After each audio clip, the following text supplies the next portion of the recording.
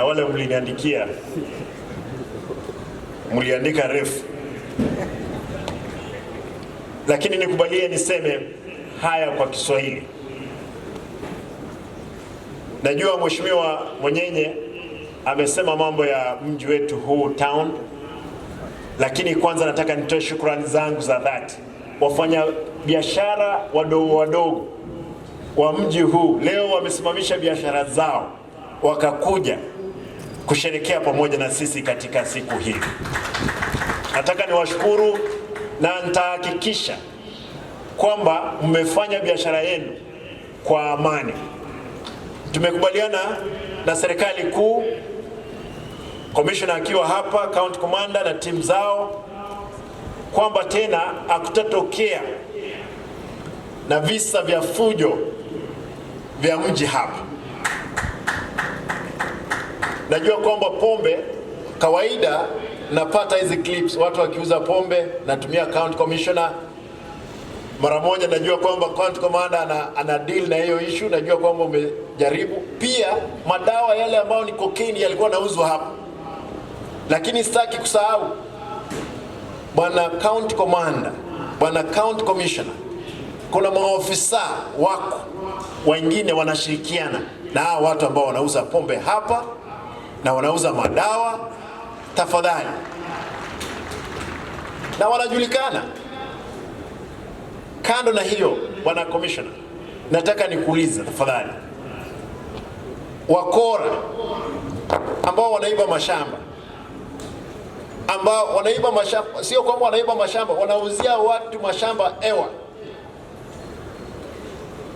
ambao sio waendeshaji pikipiki, ndio wanaoleta vucho hapa katikati mwa mji. Jana katika mazishi ambayo ilikuwa kule Basi Central, kijana mmoja aliuawa hapa na vijana ambao wao wanajulikana. Waliua kijana eti kwa sababu amevalia t-shirt ya Simba Arati, wakakata yeye akafa. Nataka niulize tafadhali vyombo vya usalama, wale vijana ambao wote, kwa sababu kamera zipo ziliwakamata vile walikuwa na huyo kijana, na hiyo kikundi ndio ile ilienda kupiga madaktari kule South Mugirango. Nashukuru kwamba mlikamata wale wote walihusika kule South Mugirango. Kongole, nashukuru sana. Lakini huyu jambazi Sugu tunaye hapa, ambaye hako na warrant 3, ambaye anatumika na wanasiasa karibu 3, wanampea pesa. Nauliza tafadhali, huyu mtu akamatwe, afunguliwe mashtaka hapa kotini. Jana nilipeana shilingi 1,300, lakini nataka niweke shilingi nusu milioni kwa yule jambazi kukamatwa. Watu wameumia, watu wameharibiwa mali kwa sababu ya mkora mmoja ambaye anasaidiwa na wanasiasa. Naomba tafadhali, mimi nimepeana, akikamatwa, ikiwa ni askari, ikiwa na vijana, nilisema jana, akikamatwa na vijana wetu na wapea shilingi nusu milioni. Askari wetu mkiwakamata, nitapeana hiyo pesa.